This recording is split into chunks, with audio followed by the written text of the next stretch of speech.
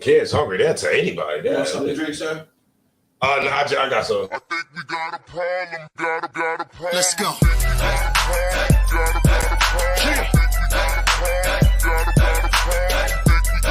Get up. Stack club, baby.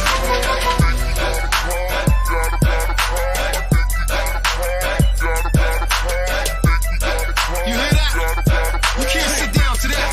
Okay. Yo, what up, y'all? It's your boy, Shigaluch, LOXD Block, Silverback. Hey, yo, right now I need to shout out the ISUPK classes. I want to give a huge, big, humongous shout out to all the UPK schools. Shout out to Black Watch, hosted by General Johanna. Word, I need y'all to check out Cross the Line Radio as well, man. They've been open all week from 7 to 9. They ain't shut down because of the corona, the COVID, and all that. They rockin' strong, you know what I mean? Think we got a problem, but really it ain't though. It's one of me, and these bitches, I count about 3, 4.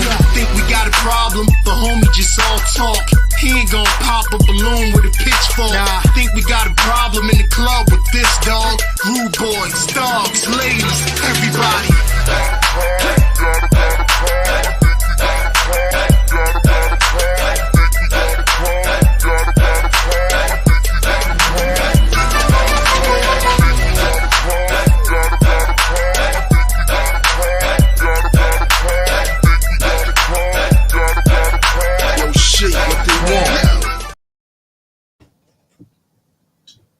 All right.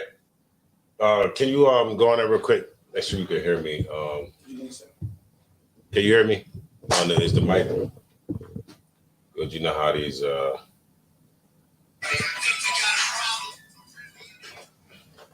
Salagi, you hear me? All right, we're the Israelite School of Universal Practical Knowledge. We start out at 1 West 125th Street, Harlem, New York, under Commander General Yana.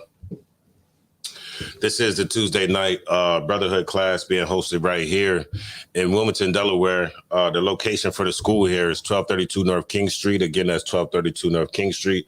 I'm Officer 5000 Matazapa, and I will be holding down tonight's class. Now, tonight's class is Brotherhood, of course. We do Brotherhood every week, Tuesday night.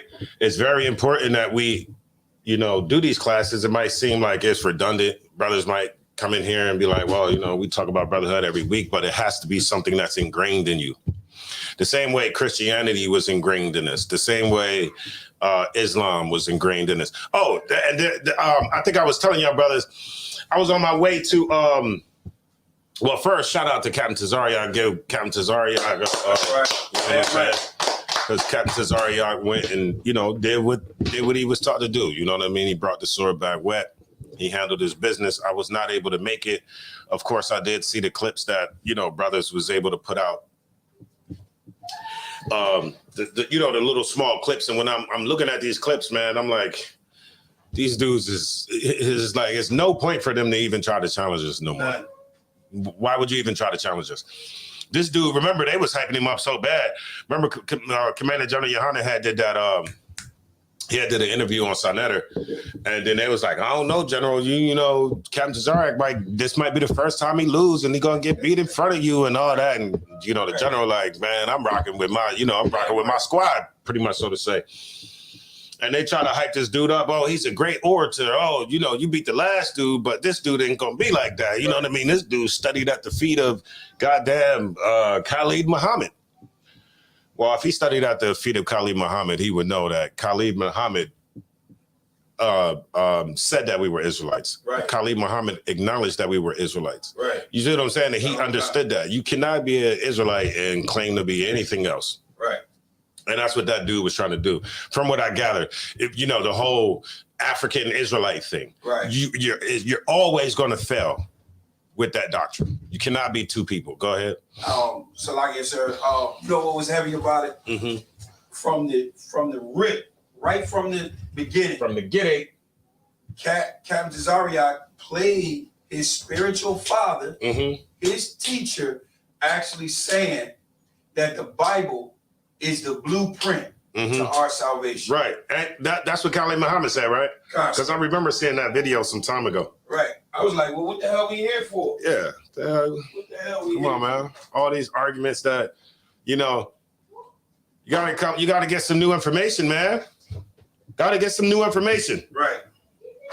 Crazy. That whole the Bible is the white man's book. You can't keep coming with that, man. So like Go I said, ahead. my man, you know what else he was doing too? Mm-hmm. He was talking about the white man this, the white man that, and he was referring to us, Right. saying that we got the white man's, the so-called white man's doctrine, right? But he was coming at us with the interpretation of the Bible from the so-called From a white man. So like if I may say, the first thing he started out was Adam and Eve was not the only two people on the earth. We know that. We know that already. What the hell? He didn't do his homework. He was so cocky, Right. and thought he was just that nice that he could come in and just do it. But no, See what it is these Negroes be thinking that if I'm not mistaken, he was a lawyer, he's something like that. right. If he's a lawyer, I will take a goddamn public defender. Give me a public defender. You understand? Give me, what was the one that was like the two youths? Vinny, remember my cousin Vinny or something like that? Give me somebody. Give me my cousin Vinny. Give me goddamn. Remember Who's Your Caddy? Right. Remember the brother from he was Stan. Remember Stan from Martin? He was the goddamn lawyer on Who's Your Caddy. Right. Give me Stan. This nigga cannot argue for me in the court of law. He was sweating. Right. He was praying. And our people think, if you come into the room and you put on African garbs and you say black power, right. Black power, but like that is not gonna rally people to your point. Right. You see what I'm saying? A debate is for so that people can hear both sides of the information and then make a good decision on the information is being brought out and which way we should go. Right. The debate was about Africa or the Bible. Right. So anybody that was in the room got to admit that black people should follow the Bible because he wasn't able to prove that Africa can benefit us. Us saying that we African or African Israelites or anything can benefit us. And then nigga at the end, he said, I'm an Israelite. When Cap and them put that video out, they put it out and they made it, ran it back like he said it like 2 times. He said, I'm an Israelite. I'm an Israelite. I'm sitting there like, well, what are we here for? What is the purpose of the debate if you know that you're Israelite? What is the point of you fighting for Africa? It was a good sparring match for. It wasn't even because Cap wasn't even like he was sparring. Not at all. It was niggas standing there. Cap, you know what I'm saying? Like, okay, unfazed. Like Cap was, from the clips that I did see, he was just unfazed. It wasn't like, you know what I'm saying? But I'm seeing my man, he fidgeting over there. He fidgeting, he talking to this person, talking to that person. Like, sit still, man, and pay attention so that you can argue the points that I'm bringing out. I'm bringing out some points. I'm gonna need you to argue these points. Don't do like everybody does. And then as soon as you get up here, you don't refute none of the information that I bring out. You just start bringing out whatever you bring out. It's white man book, homosexuality, whatever. Come on, man. Did he mention something about King James being a homosexual? He did, sir. I didn't even hear it to even know. Yeah, but Cap y'all do know. Y'all understand. Y'all know how to easily refute that. Right. We got the book here. It's the Basilicon Duran, where King James wrote to his son, and he was telling his son not to be a homosexual or none of that kind of stuff like that. Right. You see what I'm saying? And that's what Cap brought out. Right. So it's very simple. You can't now. When you type in King James, usually a white man's picture comes up. Now that guy probably is a homosexual 9 times out of 10. Right. But when you go to Google and you say give me the real King James, picture of the real King James, it always shows you the black person. If you just say King James, it'll show you the white man. Right. But if you say the picture of the real King James, it'll show you the black person. So shout out to Cat. I already knew it was going to go that way. It's no other way that it could go. When you got the Lord on your side, there's no other way that it could go. And with this brotherhood, that we prepare, we make sure, iron sharpen iron. So, you know, Cap is preparing. You know, he's in the lab with Captain Katazar and whoever else, you know, getting the information, you know, building this stuff up, getting ready, you know, getting ready to get in the ring and just be like, you know how you remember on the cartoons where like you could just step on the dude's feet and just be like boop, boop, boop, boop, boop, boop, boop. He couldn't get away from you, just beat him up. That's sort of how Cap be having these dudes. I mean, it's like they can't even fight back.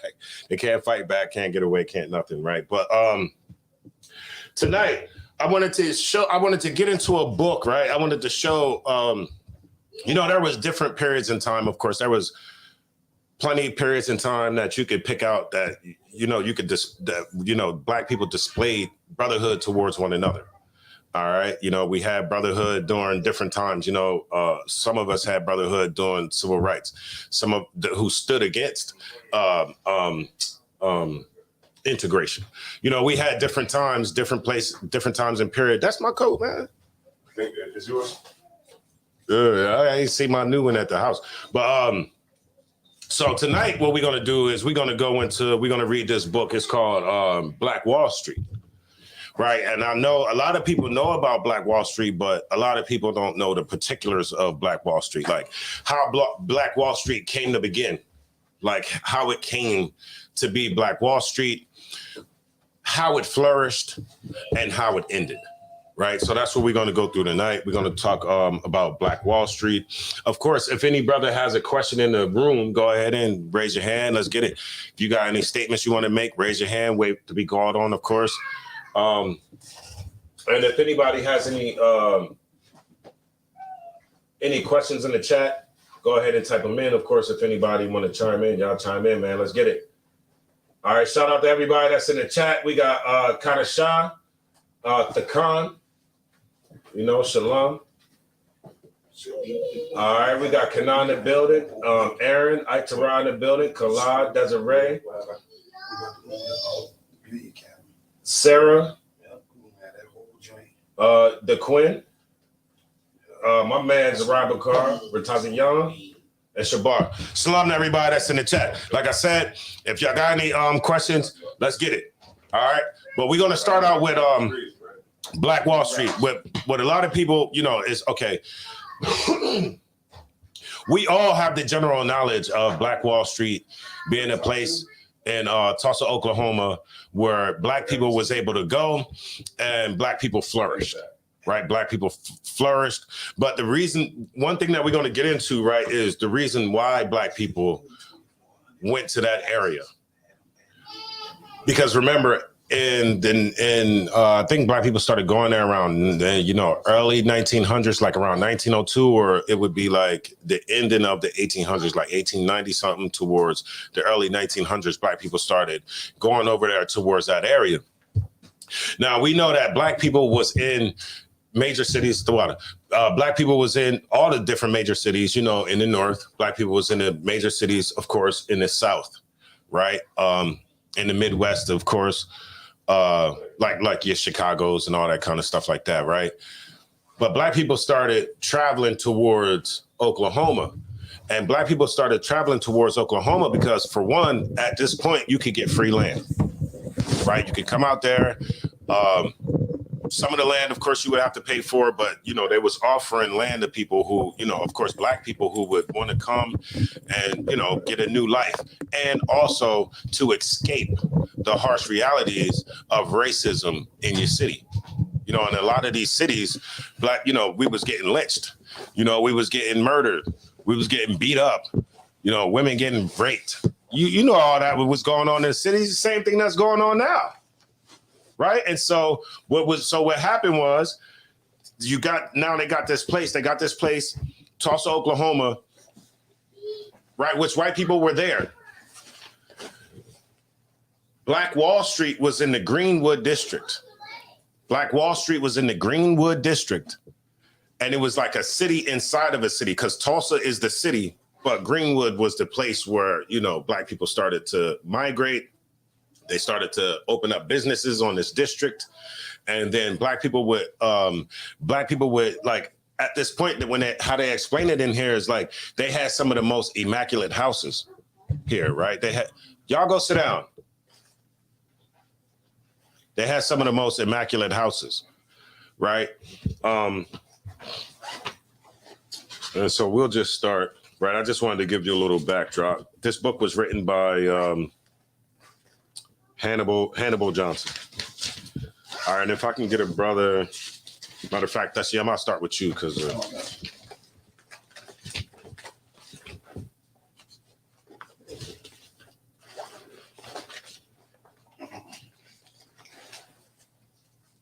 Oh, Salaki, my bad. Can you read this paragraph right here, right? This paragraph right here, it got a dot next to the John.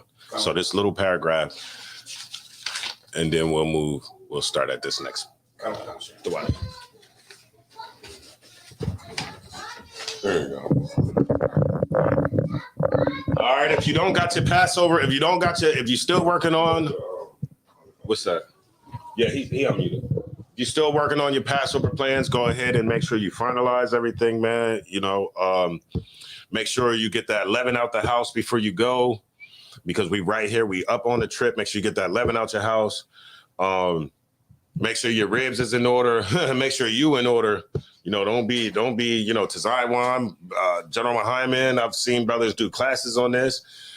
Do not get to the Passover and be made an example.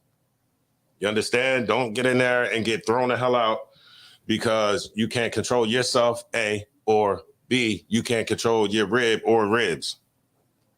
All right? All right. Got to make sure we say that multiple times, all right, before we get out there and it be just that one person that we got to deal with. All right, and it's not going to be pretty.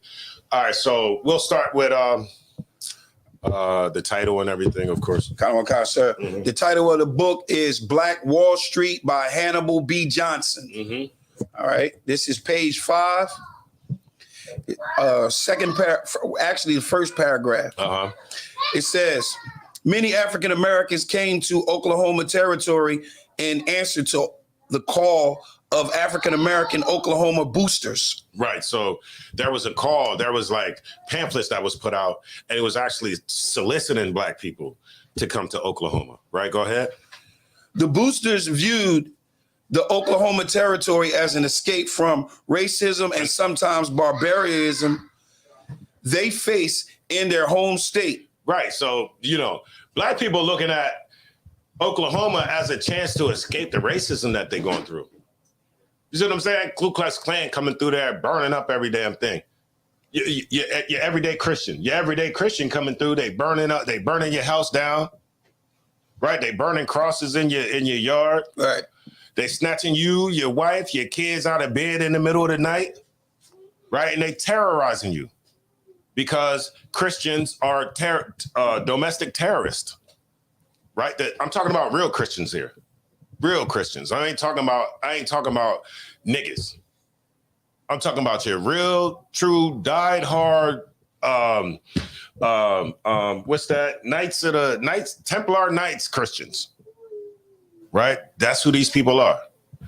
And it was Black. It was attractive to go to a place like that so that you could escape everyday racism and barbarism, man. Right.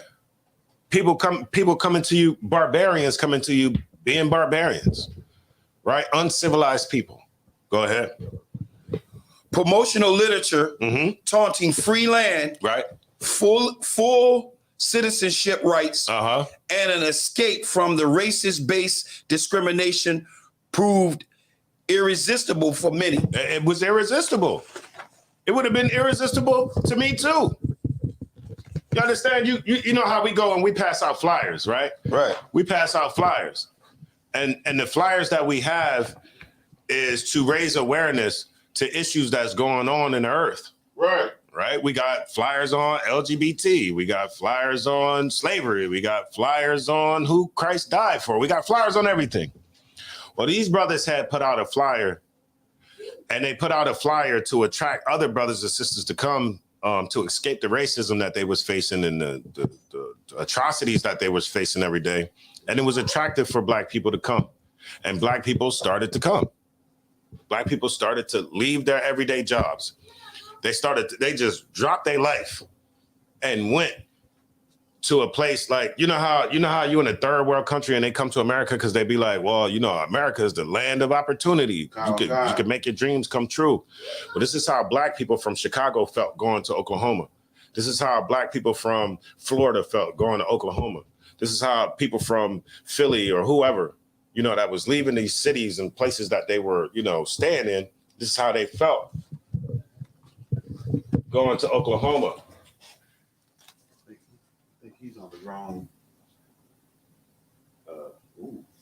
Escapist. Oh, Salakia Bertazian. I think you might be. I don't know if that was meant for the class or if you supposed to be typing that to somebody else, or pay attention to what you do. And so it started being a track. It was going to Oklahoma and getting free land. Right. Free land? You mean to tell me I get to come to Oklahoma? I get to come to Oklahoma and get free land? Right. Citizenship? And a chance to, not watch over my back. A chance to live. Sign me up. I'm there. Go ahead, Tashia. Damn right. All black towns emerged for several reasons. All black? All black? Do we got any all black towns now? We got towns that's all black? Yeah, like Atlanta. Atlanta's all, but it's got to be white people in Atlanta, though. Yeah, but it's like black people are like dominant. Yeah. So we may have a few predominantly black towns now. BC. Yeah. BC. Mm-hmm. But probably not all black. Right, not all black, but I'm gonna need some of the predominantly black towns and cities to start taking the page out of these brothers' book. It don't mean nothing if it's predominantly black if we don't, do anything to control our wealth. Right. Go ahead. Concert. All right. Some African Americans found security in living among their own in this foreign land called Oklahoma. Right. Like I'm gonna get that's where you get your comfort at. From being around your people. How can you get comfort living in Rancho Cucamonga? I don't know what the hell. Give me somewhere where, a gated community where it's all white people, and then you come up in there, and then you got some white dude telling you got some oppressor like, what is you doing up in here? Do you live here? What house do you? What you mean? Where do I live at? Like I'm gonna tell you. Right. Like I'm gonna tell you where I live at. Give you so you could be in my house trying to murder me. Where you coming from? Who you know? Why would you? That's you will never get comfort in living around the enemy. Somehow we believe that's going to be better. That's going to be more peaceful than living in Wilmington. Going out there to Hockessin or something like that with the oppressor, and think that life is not going to be horrible up there. I'm gonna tell you why life is not so horrible in this city. Because when brothers is doing whatever they doing, half the time they leaving out the city to do it. Right. You ain't gonna get no money from robbing me. I think we didn't figure that out by now. That we ain't gonna get no money from robbing each other. Right. So you go out to those neighborhoods. You go out to try to get a pocketbook from one of those ladies, or rob somebody from out there because you think you're gonna get something, right? Go ahead, Dashian. Right. All right. Concert. For others, all black towns open windows of opportunities for self-determination in politics, in economically, Salakia, and in all other areas of society. Right. It's good for us because it gives us a chance to focus on ourselves. It gives us a chance to do the things that we need to do to elevate our race. Right. You see what I'm saying? How the hell are we going to be integrated with the goddamn oppressor, and then he's trying to tell us how we going to integrate, or the steps that we need to take? Salakia. Shalom, sir. Okay.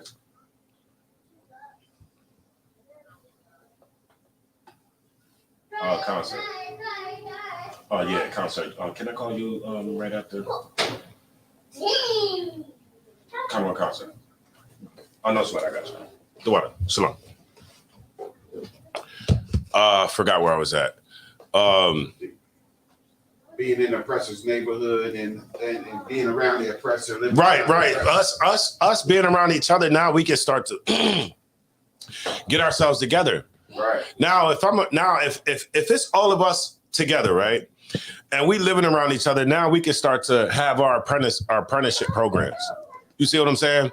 Because when you read on, you'll see we had doctors, we had people that own grocery stores, we had people that had theaters, we had electricians like Tazaiwan. Now, brothers like Tazaiwan, brothers like you that got a barbershop, brothers that live in a barbershop. So what y'all do is y'all come together, y'all have like an apprenticeship program or something, and y'all start teaching other brothers and little kids. Right. So now you got another generation that's going to come up and they're going to be able to fulfill your shoes. Tazaiwan is going to have an apprenticeship program. He's going to teach the young brothers electricity. So now Tulsa, our Greenwood district, now we can have more electricians should anything happen to Tazaiwan and so on and so forth. Right. We can do those things, right? We can focus on ourselves. Right.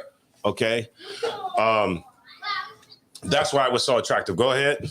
And that's why places like this are very important. Right? Go ahead. Still, others sought refuge from hate mongers like the KKK, Mm-hmm. all black towns acting as escapists, Mm-hmm. safe haven from the reality of race in America. Right. So some people, they would come so they can have a better life economically wise. But then some people came so that they can have a better life, like physically and mentally, so that they, don't have these the Christian oppressors beating up on them and terrorizing them, right? Salakia, go ahead. In America, Mm-hmm. proved attractive for African Americans throughout the nation. Mm-hmm. It was attractive for African Americans throughout the nation. Like everywhere, everybody wanted to go to this place. And when you read the book, you'll see they'll give like an account of like a woman who was living there or a man that was living there, like different residents that was there, and they give their name and they would tell how great it was to see black people thrive in that way. And they would give their account of why they came, and it's just good to hear and see that we can live together. It's a myth that if black people are in a room together and is, over a certain amount of time or liquor and stuff like that it's going to be a fight. We got to get away from. That's a stereotype. Right. That's a lie. Okay. Because we'll have 200-300 brothers, 400 brothers in the Passover, and there won't be no fights. That's a lie. Right. Shalom to the young brother. Will, I meant to tell you. So I got to check. If you could, I need the email address from you again. I don't know if you got my number. If you could put it in the chat, I need your email address because when I went to go send you the prayers, I had gave him my phone so he could put the address in his email address, and I believe it didn't go in right because you sent it to him. I can send it to him. Oh, okay, because it sent the email back to me. That's why you don't have it. So if you could put your email in the chat. What these are 3 videos at the bottom. One video, sir. Which one is it? That one in the middle. The one with the woman. Oh, okay. Most High in Christ. All right, that's if you can keep going. Sir. Mm-hmm. Not all African Americans lived in all black towns. Uh-huh. African American landowners could be found in other communities as well. Mm-hmm. In the early years, some 500 African Americans owned land in oil-rich Oklahoma territory. That's a lot, man. Did it say 500 families or 500 residents? What did it say? It says 500 African Americans. Okay, so at least 500 people. Imagine, that's big. 500 men and women owning property on oil-rich land. Right. Means you got crude oil underneath of your damn backyard. That is money. That's money. You see what I'm saying? And let me tell you something. is it George Bush? It's some of those. It's George Bush. One of those. Some of those presidents. They all got land out there, man. In Texas, Right. because of how rich the ground is with oil out there. Right. And that oil, it made brothers and sisters rich out there too. It made brothers and sisters so rich. Let me tell you, when brothers and sisters start to become rich, when the oppressor sees that, the oppressor wants it. Right. He has to have it, right? And he's going to get it at any cost. So what the oppressor was doing at that time was the oppressor was trying to buy the lands from him. Buy the lands from these black people, right? And they was trying to buy the lands from these black people, but they trying to buy it below market value. They trying to buy the goddamn lands at below market value, knowing that if they can if they can get their grubby paws on the lands of these black people, that whatever amount that they pay to them will be peanuts compared to how much wealth they're going to get up out the ground, how much wealth they're going to get from the land, right? But the brothers and sisters who own the lands would not give it to them. They were smart. They're a lot smarter than what we are today.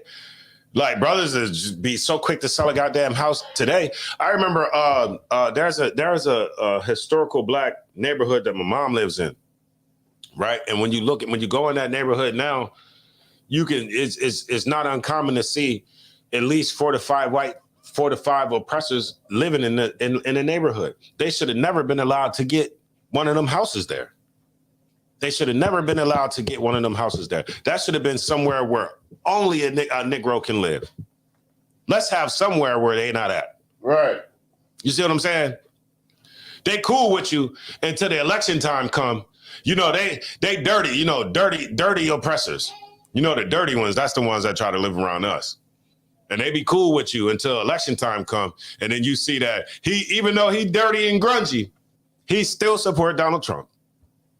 He still support Donald Trump. And that's what I was seeing in the neighborhood. I would still see Trump signs in the neighborhood, American flags in the neighborhood.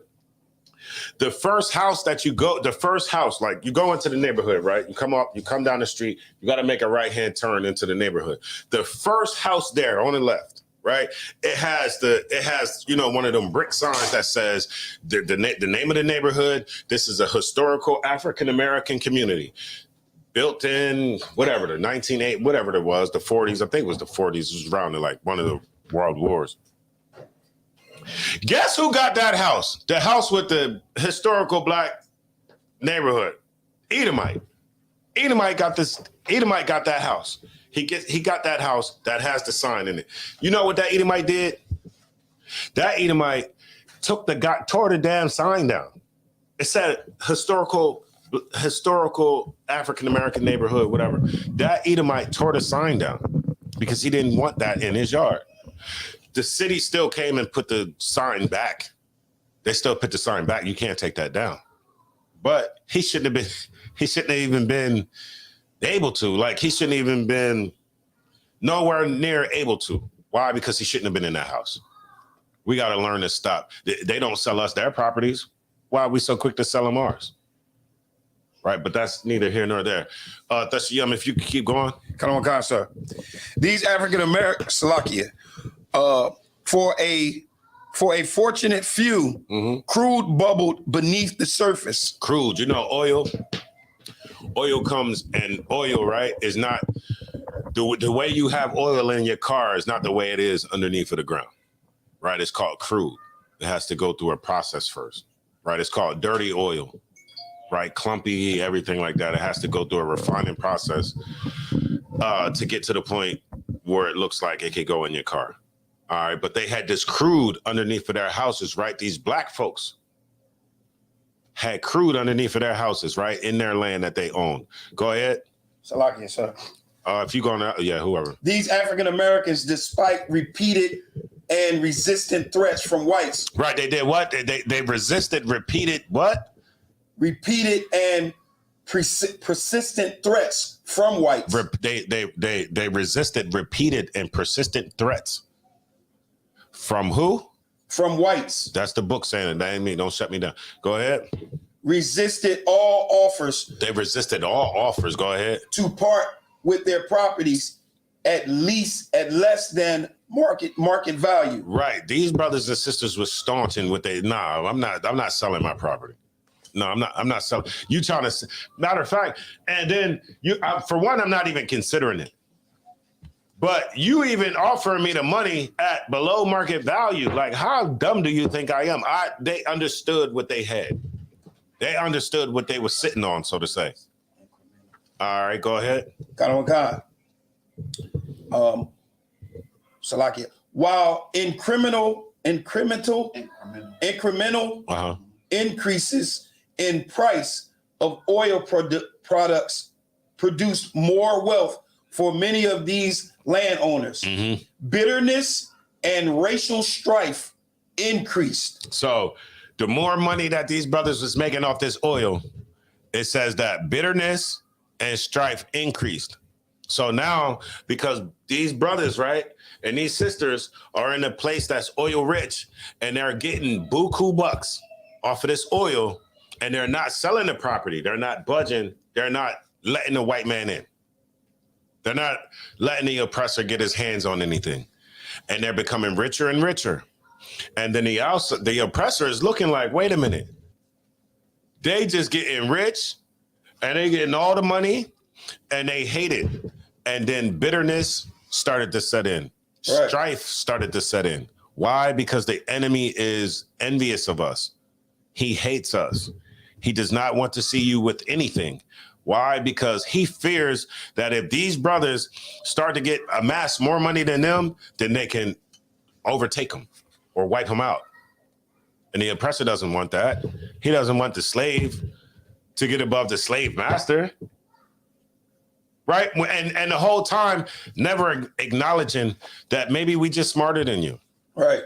You see what I'm saying? Like you've already had 200 years, 400 years of a head start on us. They should be richer than a mug. There's no way I should be able to catch up to you. But then the minute we become free, so-called free, and then now we start to figure things out, and now we reading. Steve, now we reading. Now we letting our light shine. We got these skills. We got barbershop brothers cutting, doing it up. Electricians, bankers, doctors. We got all that. And when we start to excel, then the oppressor wants to extinguish that light. Why? Because he understands that if we had the same amount of time that he had, we would surpass him. We would surpass him. That's it. Why? Because we are a people that can survive. Like, we are people that thrive. We thrive in the worst conditions. And that's what you see right here. Go ahead. Jealousy and envy gnawed at some prominent and vocal members of Oklahoma's white community. It said say that one more time. It says jealousy and envy gnawed. Jealousy and envy gnawed at them. You know what gnawing mean? You know, a dog gnaws at a bone. You see what I'm saying? Like something that it's just constantly eating at you. It was eating at them. The jealousy, the enviousness that they have for us making money, doing better than them. Parts in the book, it said that our houses look better than theirs. Our businesses look better than theirs. Schools look better than theirs. You see what I'm saying? Because we just had a little bit of time to come together and to get ourselves right. A little bit of time to just focus on us. And look how much we amassed in that little bit of time. Go ahead. After you read that verse, that paragraph right there, then you can go to the highlighted versions of. Mm-hmm. I got it. African Americans was welcome as servants in any part of Tulsa. Mm-hmm. So Tulsa, okay, they welcomed you.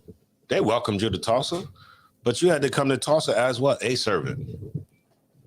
You had to be, why? Because the oppressor still can't seem to clean his own goddamn toilets. The oppressor still can't seem to clean up his own damn house. The oppressor can't seem to get up and cook their own goddamn breakfast. The oppressor can't even seem to milk their own kids. You know, we got to have our midwives, our women come in there and do that. But then the whole time they like, black, they lazy, don't want to work, just want to lay down all the time, just have sex, lewd. When everything that they was describing about us is all the characteristics that they display. All right, go ahead. Indeed, it was common for African Americans maids to live in the so-called maid quarters. Mm-hmm. They lived in the maid quarters. Go ahead. Garage apartments, adjacent to the homes of their white employers. Right. We're talking about Tulsa, Oklahoma. So in Tulsa, Oklahoma, the servants that was allowed to come to Tulsa, Oklahoma, they had to stay in like a warehouse type thing adjacent to the slave master, right? So that he could always see them. I thought slavery is over. This is the 1900s. This is like 1902 or something. It's 1907. When you got to stay in a slave quarter across from the person that you working for. It's crazy. Go ahead. But the welcome mat so graciously extended to them in their servitude role disappeared when they attempted to navigate the waters of the white world. Right. So everything was cool as long as you come and you're trying to be a servant. If you come and you're just trying to clean up, you come and you're trying to be subservient to the oppressor, that's cool. But when you come and start trying to navigate the white world, when you come and you're trying to be somebody, then it's going to be a problem. All right, go ahead. African Americans could neither live among whites as equal nor patronize white businesses in Tulsa. Right. So even in Tulsa, Oklahoma, you couldn't live with them and be equal. You couldn't live with them and be equal. This is American culture here. So why would it be any different when we say that the Lord created us to be above them? It's in the Bible, the very Bible that all of them Christians, the very Bible that everybody claims to read. It says that the Israelites, Negroes, are above all nations. But then when we get to a place like Tulsa, Oklahoma, it said you're not allowed to be equal. And what was that second part? Wasn't allowed to be equal. You wasn't allowed to be live among the whites as equal, nor patronize white businesses. Or patronize white businesses. That was a good thing. Right. That's a good thing. Damn. Why the hell would I want to come and give my money to you and you hate me? Why wouldn't I give my money to Tashiyan? Why wouldn't I give my money to Mataziala or you, Steve? You got a chicken joint. Why the hell I'm going to go across the train tracks to go give my chicken money to they'd be like Sally's or something. Sally's, right. Jane's chicken joint. Why would I go over there? That was a good thing. You know what made that not a good thing? Christianity and the messed up interpretation of the scriptures that they was reading. Why on earth would you take something that was already perfect? It was already perfect that we were separated from these people. Why would you take something so perfect and mess it all up and create an ideology of integration that's supposed to help us when it never did? Right? Go ahead. Mm-hmm. Segregation for all its particular moral and philosophical deficiencies, forced the development of an insular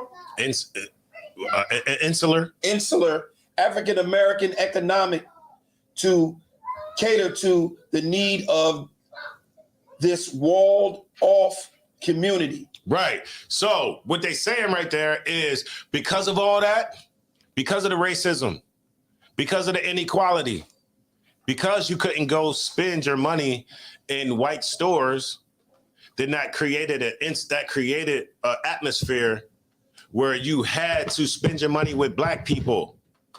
It was what it said, insular. Insular, sir. You had to spend your money with black people. That created, and it was a good thing.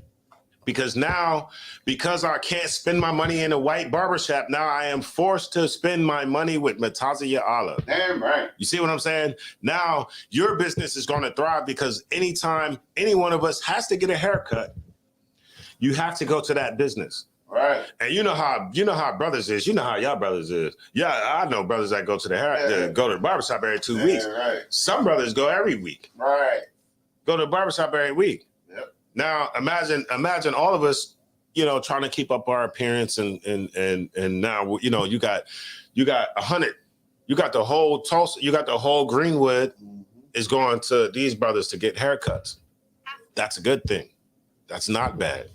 Right. It created, because of the racism that we was being showed, it created an atmosphere where we had to spend our money. You had to buy black. Right. Go ahead. Khan.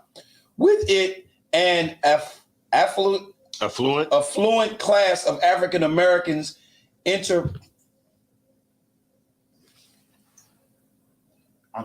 entrepreneurs developed.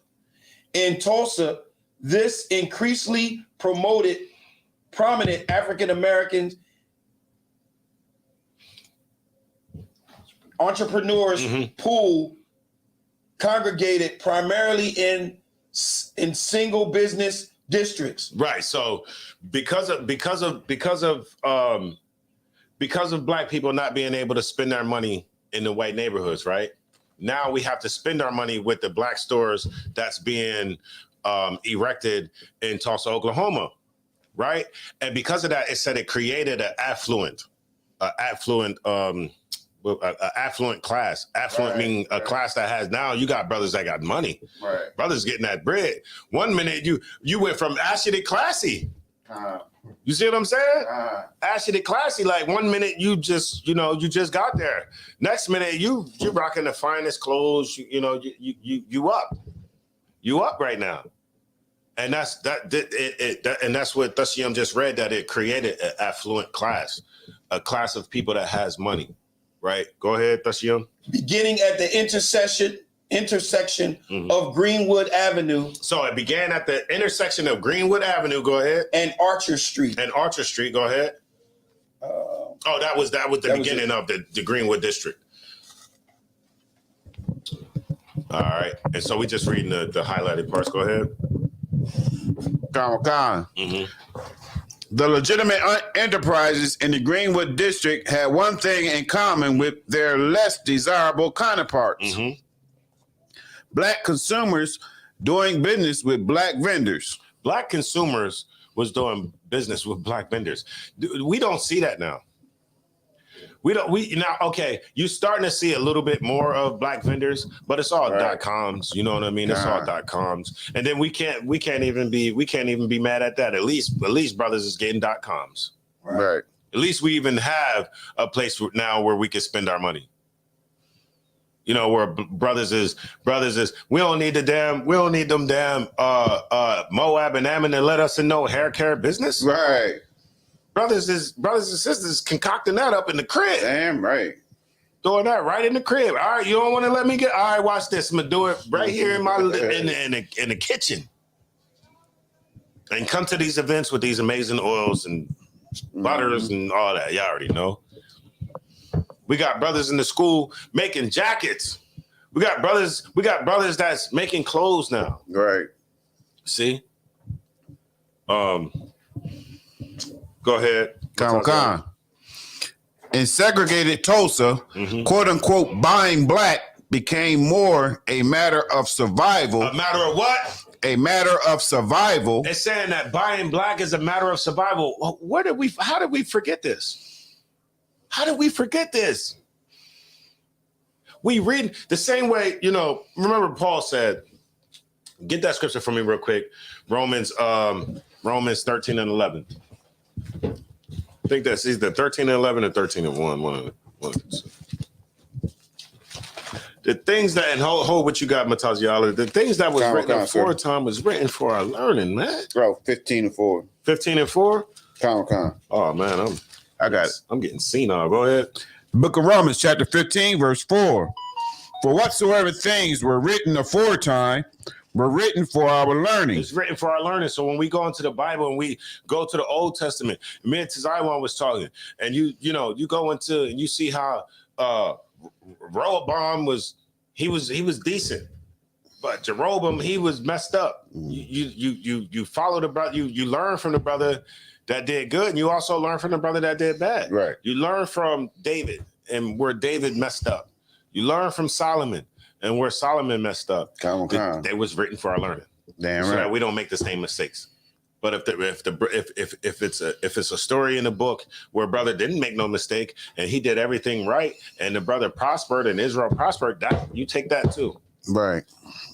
Now we're reading something outside of the Bible that it was a time where we did a few things right and we can learn from that today. Right? We can learn from spending our money with us.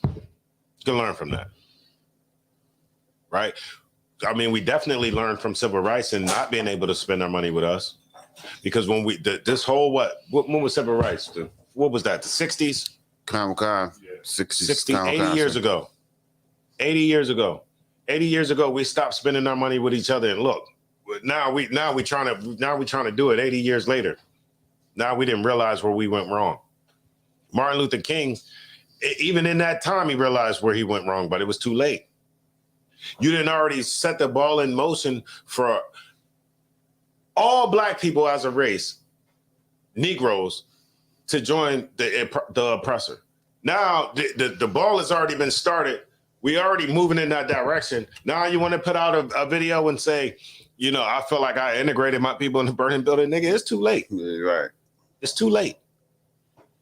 The damage is already done, right? And so when you look at the things that we read tonight from Tulsa, Oklahoma, when you look at this, it's not just us. It's not us just reading about Tulsa, Oklahoma. It's us reading about them, but it's also us examining their blueprint. Because there's things from this book, like how they did it, that we could take this and we can actually imply this today. Damn right. Right? Go ahead. Or Salaki. When you're done with the scripture, the things that was written aforetime was written for our learning, right? Also from the scriptures, but also from historical books outside of the scriptures. You have more on that, or? Con, sir. Go ahead. That we, through patience and comfort of the scriptures, might have hope. Right. So through patience of the scriptures, right? Through having faith that the things that is in this book is true, we can have some comfort. We can go back to, could you read that? Con. I don't see it frozen. I don't see it frozen, sir. Refresh the screen. You might have to refresh the screen. We're going to get through this book, and then I got a video to show you before we get up out of here. So we reading about Tulsa, Oklahoma. All right, go ahead. Con. It says, in segregated Tulsa, quote unquote, buying black became more a matter of survival and less a matter of choice for African Americans. Right, it was a matter of survival and not a matter of choice. Right now, we think that it's our choice. We need to start buying black because it's a matter of our survival, man. You see what I'm saying? It's a matter of our survival. We're not going to be able to continue giving our money to the other nations the way we're doing it, and think that somehow oppression is going to stop. Right. Somehow our plight is going to get better. We got plenty of money. We're just giving it all away. Right. We're just giving it all away to the other nations. Right. How the hell are we going to ever do better if we keep giving our money away? No, we need to keep our money. You can spend your money and still keep your money.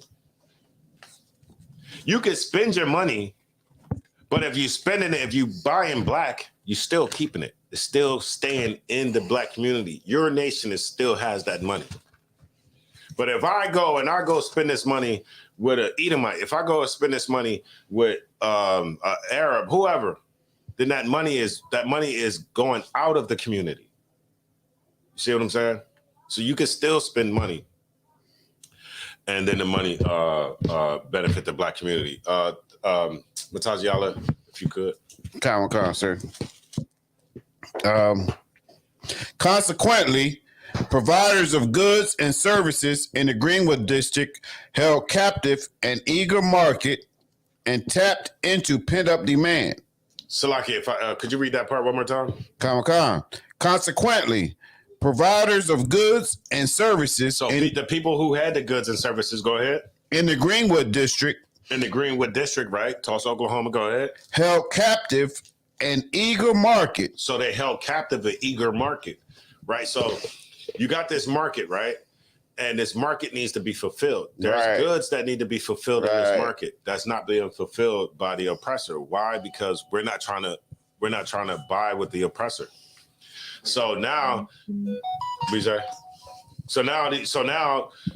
Tazaiwan being an electrician, if you pick it up. Tazaiwan being an electrician. This brother being a barber. No, you can still give it to him. It's gonna let him get some of that too. Come, sir. That you're fulfilling now, Tazaiwan's electric business is fulfilling the market, fulfilling the void in the market. Right? It's fulfilling the void in the market that nobody else can do. You know where you're supposed to read from, Steve? You got it? Come, sir. Go ahead.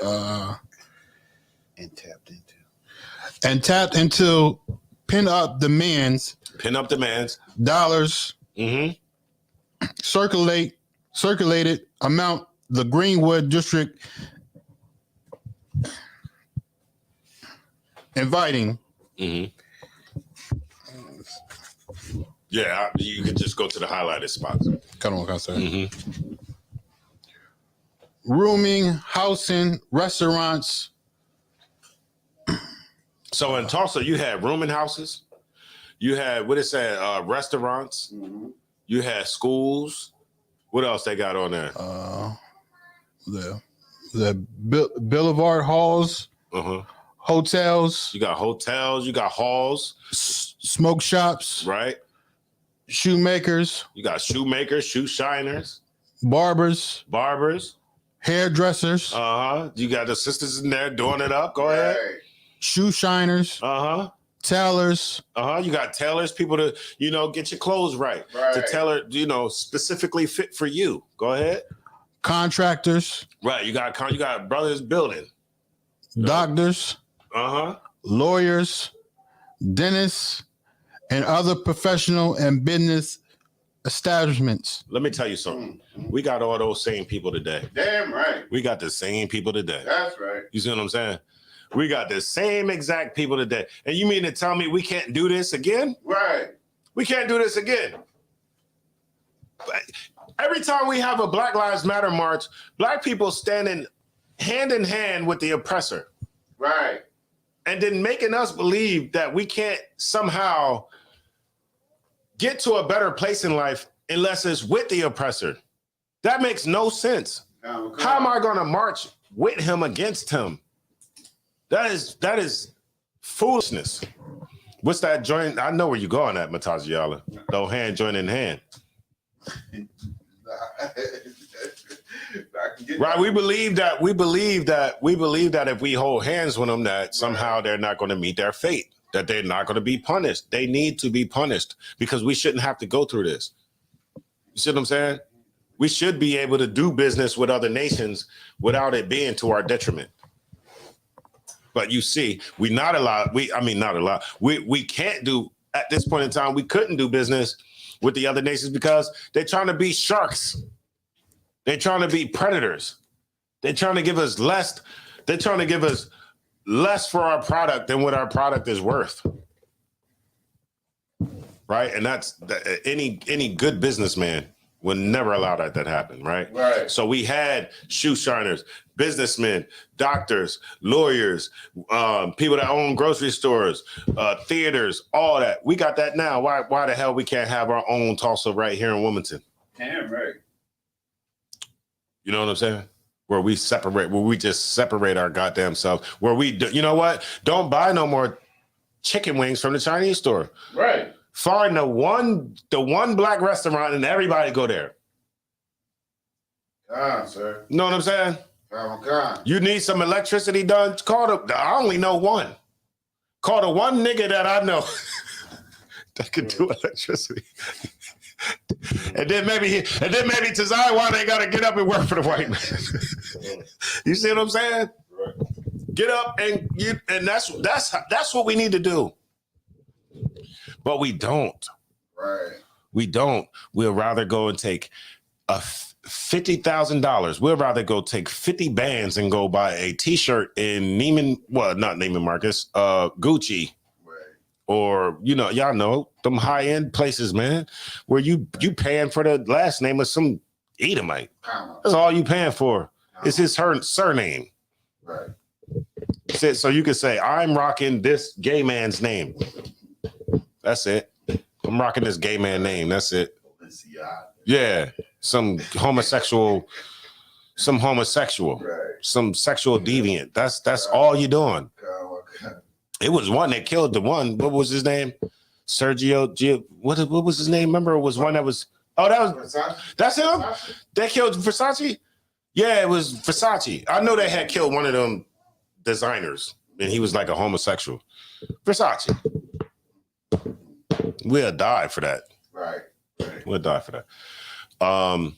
But this was a time where we had all those things. Go ahead. The African Americans prospered in Tulsa is illustrated by homeowners in the Greenwood district. Tulsa progressed African American communities, boosted some of the city's more eloquent homes. Right. And so you could see the success in the black people. Would it say you could see the success by looking at the things that the black people had, the homes, the businesses.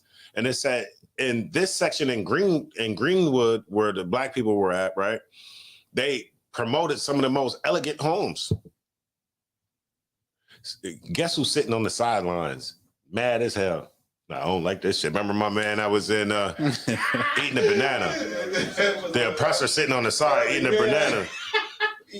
Yeah, the oppressor sitting on the side with a perm eating a banana. Like, I don't like this shit. I don't like this. These Negroes. Look at this house and look at mine. I gotta go home to this piece of crap. And look at Steve. Steve is going to damn near a half a castle, a mini mansion. They didn't like it. The oppressor didn't like it, right? Go ahead. Keep reading our only the highlighted parts. So if you're done with the highlighted part right there, just keep flipping until you see the next one. Mary Elizabeth Jones, that for I don't know how to say that last name. That's cool. Mary Elizabeth Jones, go ahead. This one. Elizabeth Jones Parish. Parish, an African American woman from Rochester, New York. So this was a lady from Rochester, New York. Oklahoma is over here. New York is up here. Go ahead. Came to Tulsa in 1981. Right. She came to Tulsa. She came to Tulsa in 1981, the year I was born. Go ahead. 1918, Salaki. Salaki, what you said, 1919? 1918? Okay. So she came in 1918. That wasn't the year I was born. Go ahead. And her noteworthy book was it? Right. She wrote a book. Events of the Tulsa disaster. She explained in the magnetic allure. The magnetic allure that the Western Hemisphere had the African Americans metropolis had for the African Americans in the early 1800s. So what she's saying is that Tulsa was like a metropolis. Right. It was like a metropolis. It was like a big city. You know what they call metropolis is like, if I can give you an example from a movie like Batman. Remember Batman? Didn't they call that a metropolis? That's where I heard that word from. Remember Batman, they called, what was that city? Gotham? Gotham was a metropolis. I believe so. If I'm not mistaken. It's a movie that I heard metropolis is. So, yeah, I think yeah. So. So it was a big city. It's a big city, and it's a city that it said the allure of it was magnetic. Right. It had a magnetic allure. Like this city, like when you see Chicago at night, or you see, I don't know, South Street, or you see certain places where you see it and it's like, damn, you're attracted to it. You want to move to it. Go ahead. I heard of this town since girlhood. Right. So she heard about it since she was a young girl. Go ahead. And of many opportunities here to make money. Mm-hmm. But I came not to Tulsa as many came lured by the dreams. Right. She didn't come like everybody, like a lot of other people came that came based on their dreams of economics. Go ahead. Of making money and bettering themselves in financial world. Mm-hmm. But because of the wonders the wonderful what? The wonderful cooperations and exerting amongst our people. Right. She came not because of the money. She didn't come because of her economic gain. She came from the cooperation that she's seen amongst Black people. She came because of the sisterhood and the brotherhood. That's why she came to Tulsa, Oklahoma.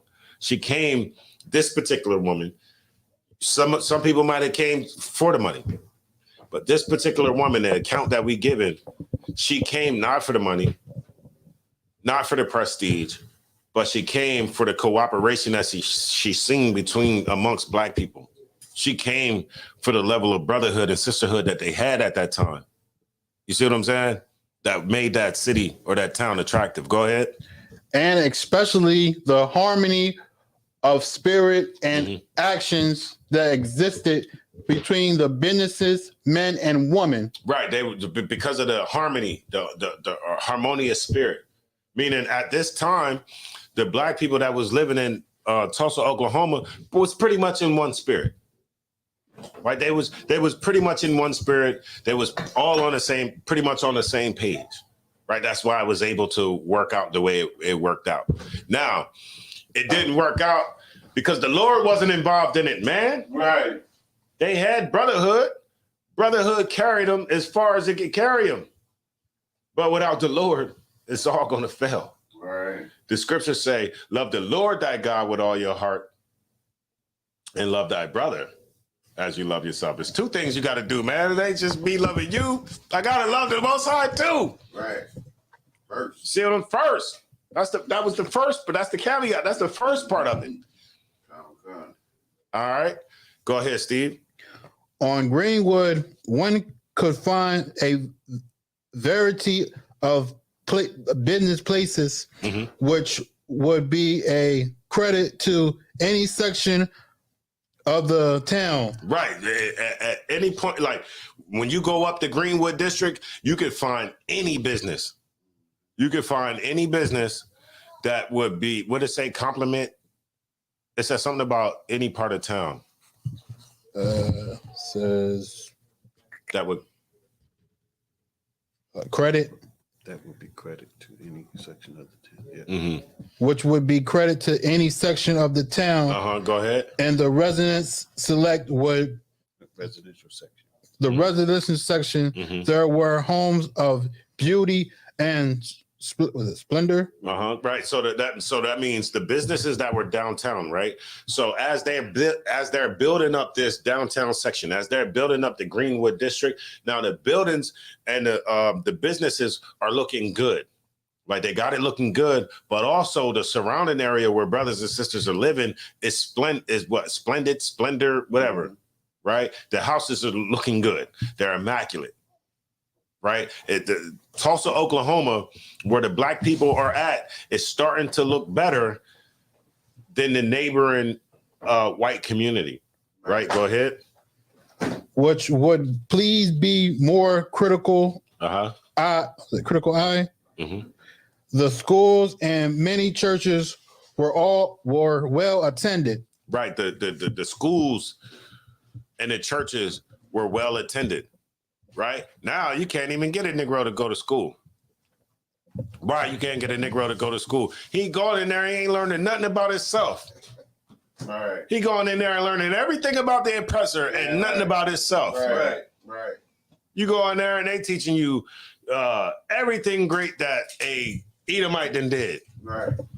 But when it come to you just fell out the damn sky and was on the Nina, the Pinta, and the Santa Maria. That's it. Did they have? Hold on, I might have got that wrong. Salaki. Those was the ships that Columbus came over on. He didn't. Did he have slaves on those 3? Oh, Salaki. You fell out the sky. It was just on the slave ship, though. You know what I mean? That's our history. That's where our history starts at. In high school, in school, our history starts at you being on a slave ship. No context of where you came from, no nothing. Right. You just was in the middle of the Atlantic. That's it. Go ahead, Steve. Okay. Early on, Tulsa police force was is that word? Is that word here? What? Hold on, Salaki. Yeah, you keep going. What book are y'all talking about in the chat? Desegregate. It's not a book, sir. He said a short documentary. Oh, okay. Make sure I get that, Desegregated. play that video. Also, early on, Tulsa police force was desegregated. Police chiefs. Okay, so Tulsa. So mind you, Tulsa is the whole city, right?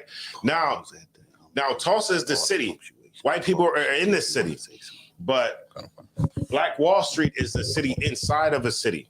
So Tulsa as a whole had a police department. Their police department eventually became desegregated, which that means nothing in the world. Desegregation just means you'll let a couple niggas in there, right? But that don't mean nothing because we're about to see it right now. Go ahead, keep reading. Police Chief Sam Walker appointed Tulsa first African-American police officer. So they admitted the first police officer. Go ahead. First black one. Go ahead. Barry Cleaver. Barry Cleaver. But the chance to be the first came with strings attached. But to be the first police officer in Tulsa, it came with strings attached. Right. Let's see what these strings are. Go ahead. Chief Walker gave Cleaver a formal deputy United States Marshal in so-called what is that? So-called Choctaw. Yeah, Choctaw, like an Indian tribe. Choctaw country. A specific charge. He gave him a specific charge, or he gave him a specific. He gave him a specific order. Go ahead. Your hours of duty will begin in the evening. And this is a quote. He said, "Your hours of duty will begin in the evening." Go ahead. And continue through the night, where things are most likely to happen there. Right. So he said, "Nigga, you gonna work at night." He ain't even have a chance to work in the morning time, man. The Edomite said, "Look, you gonna work at night when things are more likely to happen in the black neighborhood." This is what he's telling them. Go ahead. Your duty is to enforce the laws in the colored sections. Your duty is to enforce the law in the colored sections. Boy, go ahead. And you are not to arrest any white men. And you are not Read it like that. You are not to arrest any white men. That's what that now you see why black police officers in 2022 like are compromised. The white man, that's still the same thing that the white man is telling them. He's just not telling them that way. Right. You see what I'm saying?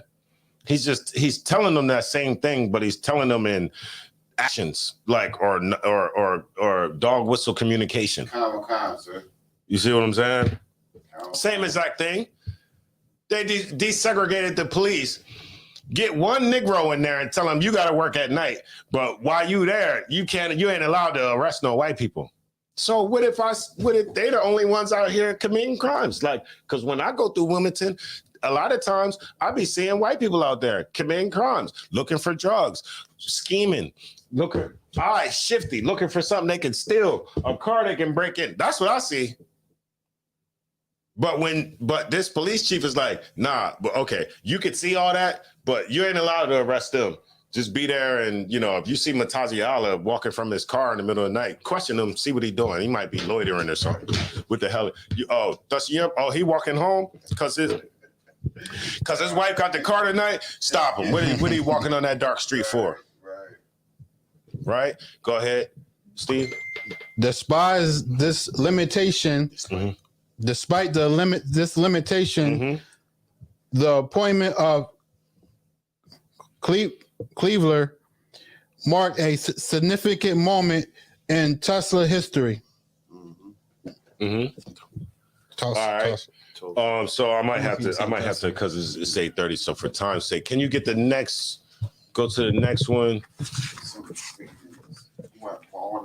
How many? Say that. You said it's 3 minutes? 3.5 minutes. Oh, it's 3.5 minutes? Okay, let me see that book real quick. You want one longer? No, that's cool. I just kind of give them that to kind of recap. Let me see this book, man.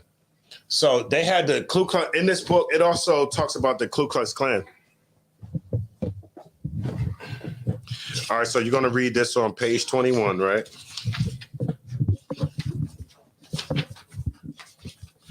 This got pictures. It's good too. It got pictures and everything in there from like the. All right, so read this on page 21, right? And then we'll go to page 36. We'll start right there. All right. So we're gonna read page 21. Then we're gonna go to page 36 because I want y'all to actually see how the riot started. A lot of people don't know how to throw out a Hebrew for that. A lot of people don't know how it started. How did the riot actually start? And most people think it was like whistling at a white woman or something, but it wasn't actually whistling at a white woman. All right, I'll give you the exact reason. Go ahead, Mataziala. Khan, sir. This is page 21 in the book Black Wall Street. Indeed, Klan rosters from the era revealed a startling embrace of the organization at all levels of Tulsa society. Doctors, lawyers, judges. They talking about the Ku Klux Klan. Right. They're talking about the Ku Klux Klan in the 20s. Or no, this is like this is early 1900s. But they had doctors, lawyers, who else? Judges, ministers, sheriffs, investment advisors, city employees, mail carriers, oil field workers, school teachers, school principals, policemen, firemen, police commissioners, bricklayers. We got all these same people today. Right. Imagine you going to school. You don't even know that your damn teacher is a Ku Klux Klan member. Right. You done saved up $1,000 on your job. And you go to put your money in a 401k, and the dude that's in charge of your 401k is a KKK member. Right. And you wondering why every time you check your 401k, it look like it's declining. Right. He making bad investments. You think he gonna make the right ones? Khan. A financial advisor? Right. And somehow I'm thinking that he gonna tell me the right place to put my money, right, the right investment to make. From what I'm gathering, and all the history and all the history that we have between them, I would think that he's going to make bad investments for me. He's going to tell me to put my money in here, put it in there. It's a great stock. You put your money in there, and then the stock go plummet. Mm-hmm. They had the chief of police, the bakers, your third grade teacher was a KKK member. Comic-Con. Go ahead. Bricklayers, barbers, plumbers, florists, janitors, all were represented in the Tulsa Klan. All were represented in the Tulsa, Oklahoma KKK, right? And there's still an organization that's here today. So we would be foolish to believe anything changed. That is all some people that's in the backwoods or something like that. No, you will be a fool not to believe that your judges today, your cops today, your teachers today, your oil changers today, your bricklayers today, your everything, you know what I mean? Your bus drivers is still part of the KKK. Right. Right, go ahead. Comic-Con. Page 36. Mm-hmm. Having caught the elevator, Roland headed... Now, this is the story. Now, the story of how it all happened, right? And why Tulsa, Oklahoma, we read all the great things about Tulsa and how great it was and how much brotherhood they had, right? Tulsa, Oklahoma came to an end. It came to an end because of this right here. It was about a brother named Roland, right? Right. Comic-Con. Mm-hmm. And a white woman named Sarah. It's about a brother named Roland, a white woman named Sarah. Go ahead. Comic-Con. Mm-hmm. Having caught the elevator, Roland headed for the upper floor restroom as he had done on so many previous occasions. Right. So this brother had to use he had to get on the elevator and go to a different floor to use the bathroom because they didn't have a bathroom on the floor for these brothers to use. So he had to get in the elevator, go up to a different floor just to use the bathroom. Go ahead. According to Roland, the elevator lurched. The elevator lurched, meaning you ever been in the elevator and the elevator make like a quick movement or something? Like it might, because I'm in the elevator all the time. So you know how it might be coming down, and as it's coming down, it kind of do like a little thing like that. And before it actually like settles on the floor. Right. And so when that happened, go ahead. Causing him to lose his balance. He lost his balance a little bit. Go ahead. And fall against Sarah Page. And he fell against the goddamn oppressor. Right? He fell against her. Go ahead. A young white woman who operated the elevator in the Drexel building. Right. Y'all know back in the day, right, they used to have elevator operators. You would get in the goddamn elevator, you would shut the door, and somebody would push the button. You would tell them what floor you're going to, and there used to be elevator operators. Even in the hospital that I work in today, they used to have elevator operators. They talk about how it used to be a black man sitting there with a goddamn little chair operating the elevator. Here in Tulsa, Oklahoma, it was a white woman. Something happened in the elevator. Brother lost his footing, ended up stepping on her. Right, go ahead. She screamed. She what? She screamed. She screamed. You know why she screamed? He was too close. Whole time she in there. She, oh, hope this nigga don't go. Hope this nigga don't do that. Hope this nigga don't do that. Oh, he even did something. Right. Go ahead. A clerk from the nearby Renberg store. And this, look, they're in the elevator. A clerk from a nearby store heard it. So that if a clerk from a nearby store heard it, that means this white woman screamed at the top of her lungs. She was afraid. Go ahead. Alarmed by Sarah's screams, the person at the store was alarmed by this oppressor's scream. Right. Go ahead. Ran to her aid. She ran to her aid, or whoever ran to her aid. Go ahead. Fearful for his safety, Roland fled. And because the brother was afraid, he bounced. He dipped out. And anybody would do that. You know what the oppressor is capable of.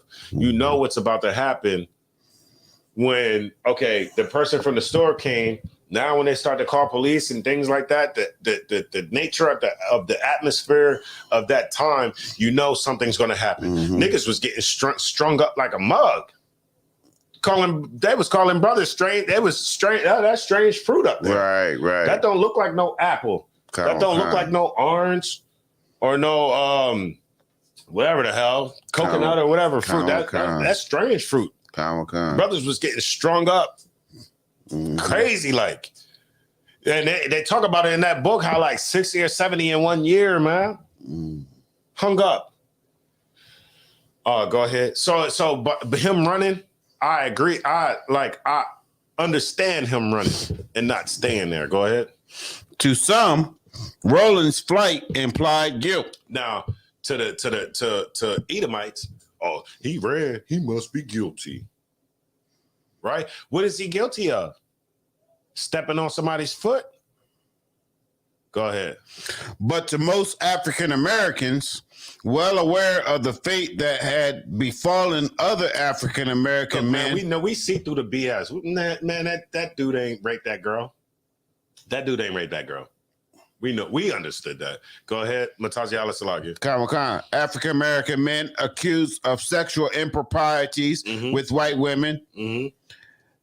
Flight seemed reasonable and rational under the circumstances. Flight seemed reasonable and rational. All black people knew that. Nigga, you better run. If you don't, they're going to kill you where you stand at. They're going to kill you where you stand.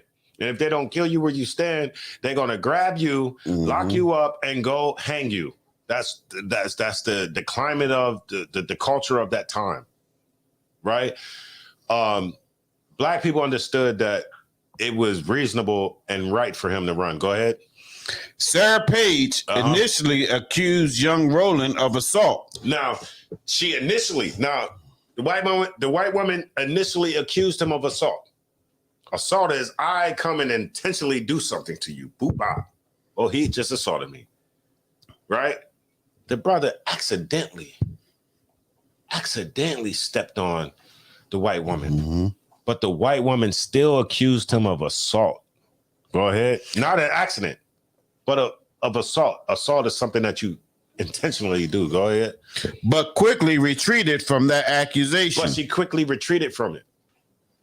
Because it was whatever. Who knows why? It doesn't say why. First she said, yeah, he hit me. Oh, I screamed because he assaulted me. But then she recanted her story. And she said, no, he didn't assault me. It was an accident. Go ahead. The damage, however, had already been done. Damage already done. The damage was already done, Steve. That's why and that's why the oppressor has to pay. Right. The oppressor always lies. The woman who lied on Emmett Till lied and kept the story. Right. Kept the story as what the story was all the way up until this piece of garbage is about to die. Then they want to try to tell the truth. 60 years. 60 years. Did y'all see that little boy's face? The mom, you will never see that ever again in life. Why? Because they're going to close that casket. That mom left it open for a reason, so that you can see that. Right. Read the article. She left it open for a reason, so it can shock the hell out you. That white woman chose to tell the truth when she about to die, like all Edomites. You think that you could just, wait till you're about to die. You knocking on death's door, and then you want to try to confess everything.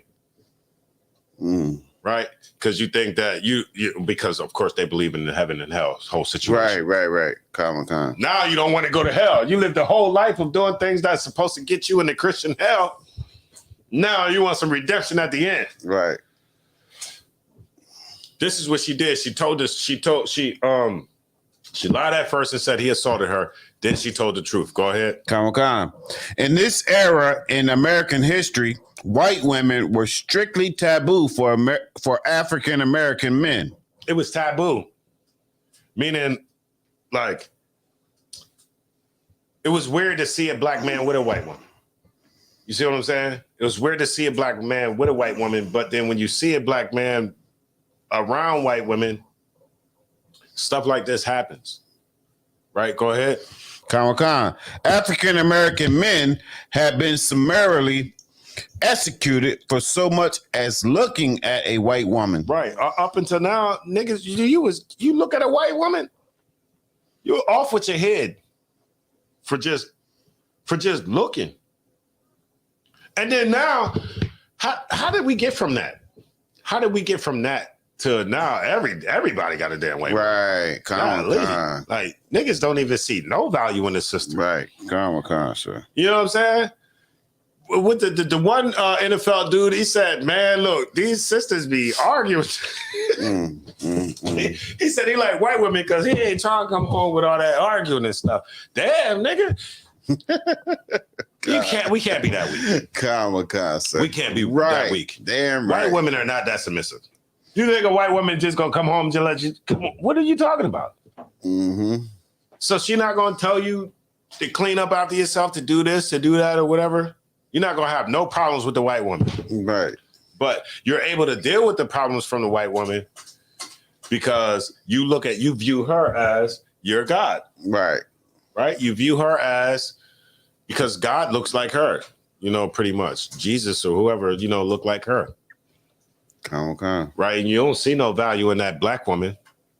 And the black woman complaining just like the white woman complained. But it's just eats your soul that much more when the black women do it. It's foolishness, right? Was you got some more on that? Sir. Last highlight section. Dick Rowland was picked up by the police on Tuesday, May 31st. Who names their kid that anyway? Like, name ain't that short for Richard? Like, why the hell they ain't pick Richard? Dick Rowland. It's like, whatever. It's like, go ahead.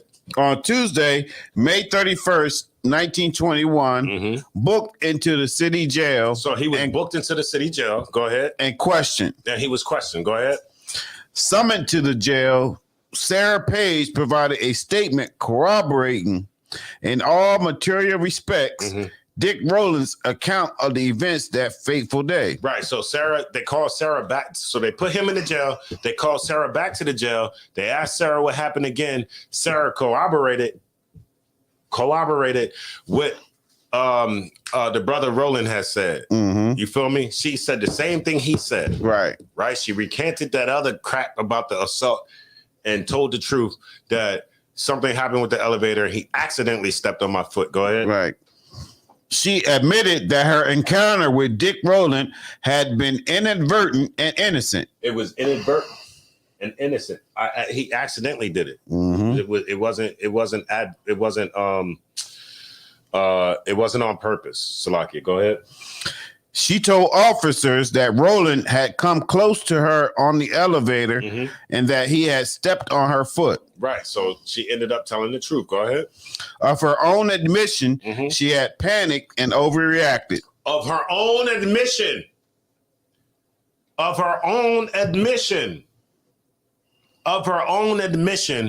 She stated that she overreacted. She overreacted because of the stereotypes that have been put on black people. Right? She overreacted because her parents taught her that black people, that if you ever, that's all a nigga want to do is just take your box from you. Watch out for them black men. They just trying to take your box.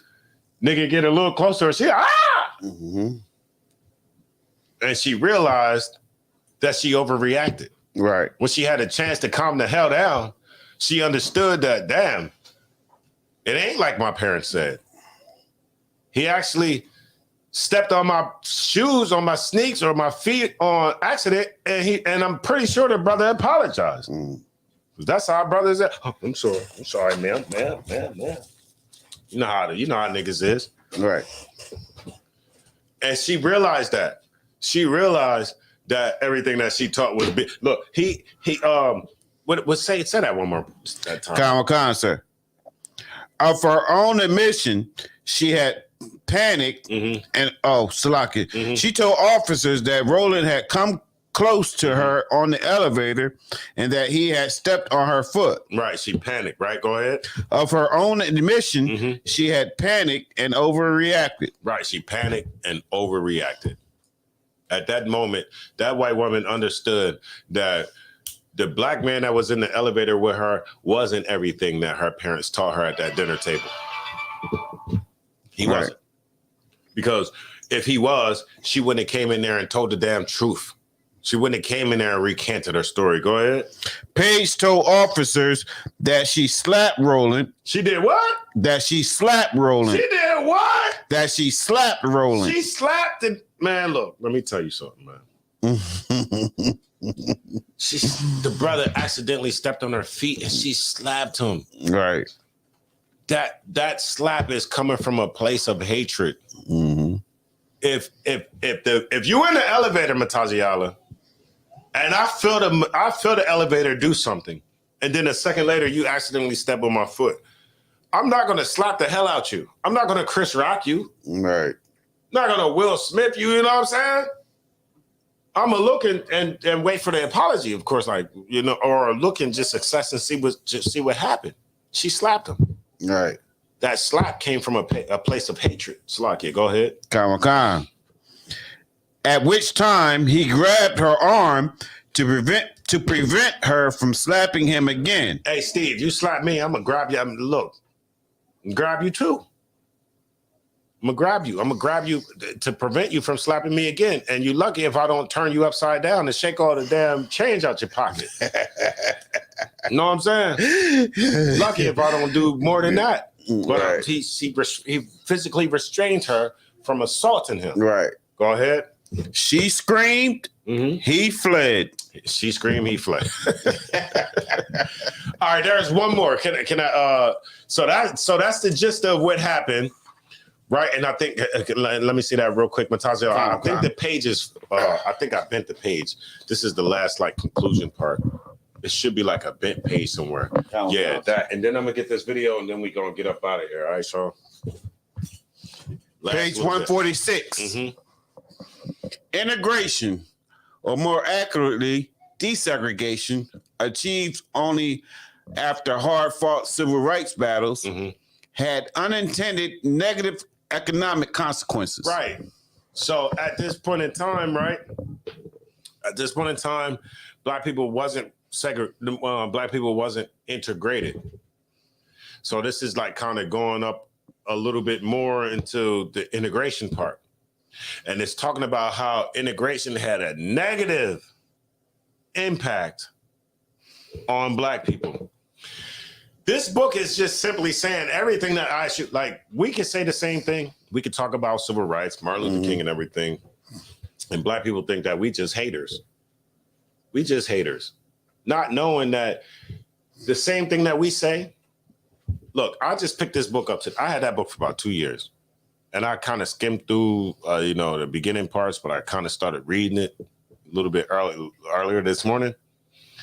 And you can see that these books are saying the same thing that we say, man. Right. I didn't read the book first and then come to my conclusion that, you know what I mean, we need to separate from white people, or civil rights or integration was horrible. The book is telling you this. Right. Separate from me, separate from the school, right? It said integration had a negative effect on Black people. Go ahead. One of the rights that African Americans fought for and attained, the right to spend their dollars in the greater Tulsa community rather than solely in the Greenwood district. Ain't that what we say? Niggas fought to spend your money with the oppressor and not with your brother. Read on. Proved a hollow victory indeed. It was a what? A hollow victory indeed. Is that HALLOW or HO? HOLLOW. Yeah, let's look. You could. It's two different hollows. Right. It's hollow, HOLLOW, and hallow, like HALLOW. It was hollow. Right. It was a hollow victory, a vain victory. The victory of integration meant nothing. Absolutely nothing.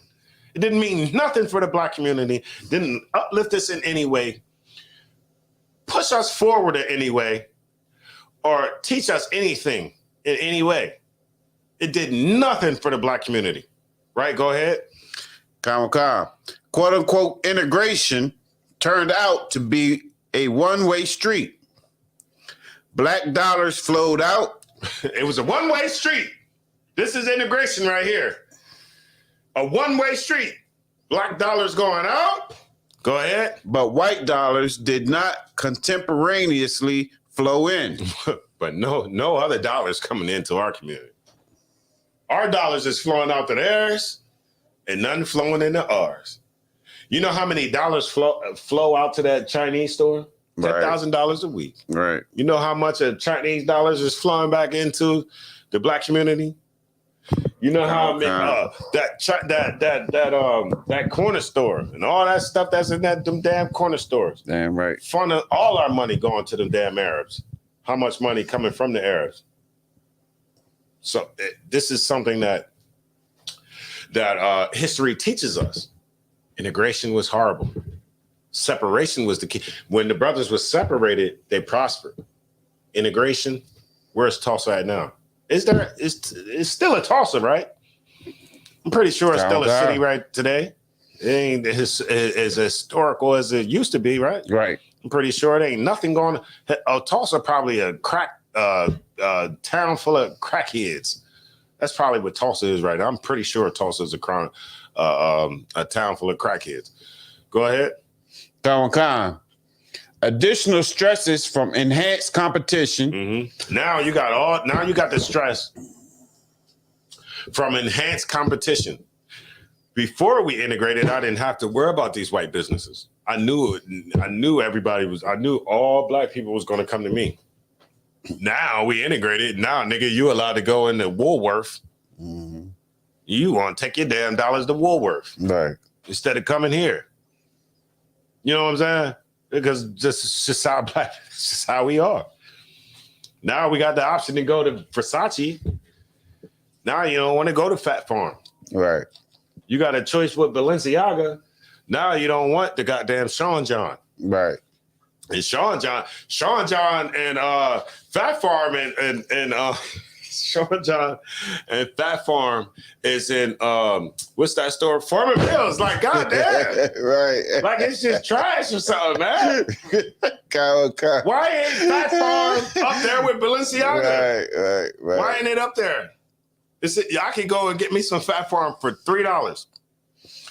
But I'm gonna get some cheap pants that I can fit because it's hard for me. Like I'm 30. I'm in the 38 range, but my length is long. Mm-hmm.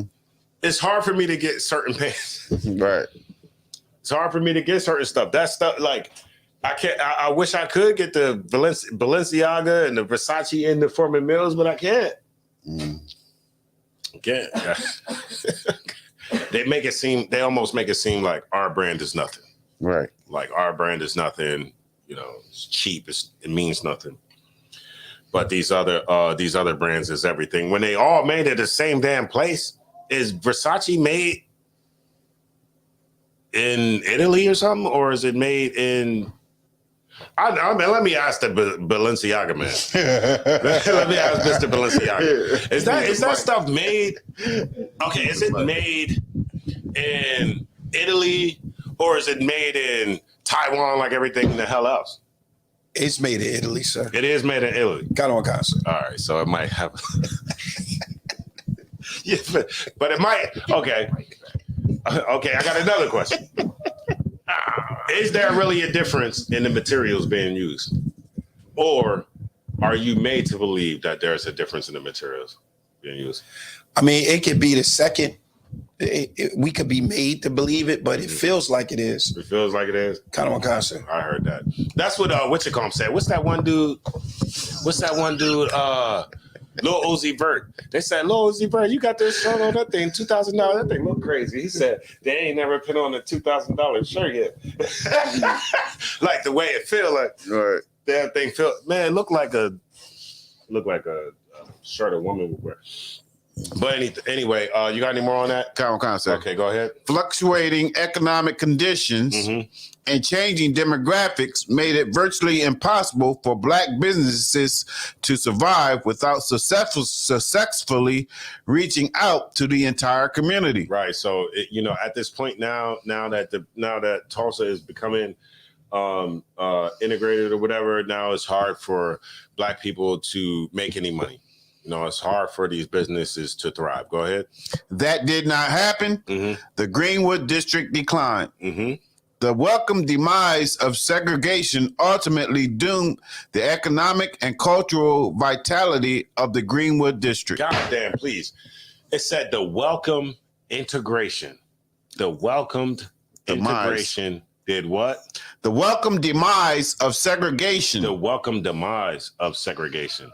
Right? Go ahead. Ultimately doomed the economic Go ahead. and cultural vitality. It doomed economic and cultural vitality. If we don't have a culture, who are we? We don't have our own culture. We are forced to pick up the culture of someone else. Right. Integration, according to the book, doomed our cultural our culture and economics. Damn right. So now our money is gone and our culture is gone. Right. Shit. Now you got Salaki for my language. Now you got Japanese dudes look. Sir. Yeah, because we don't want our culture gone. Now somebody else pick up the culture. Now you got the Jabberwockies. Right. Y'all know about the Jabberwockies. Jabberwockies. You got people like that, right? Because they take your culture. They appropriate your culture because you give it up. All right. I don't have time to show the video. Not going to waste my time showing the video. Y'all brothers, if you need any more on Tulsa, Oklahoma, of course, there's plenty of videos on YouTube. Right. I kind of ran up all the way up to my time. So with that being said, we don't have any more questions or statements. I'd like to pass the class over to Precinct Officer Mataziala.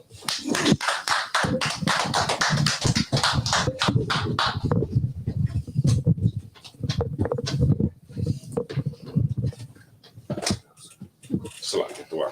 I'm gonna leave this down.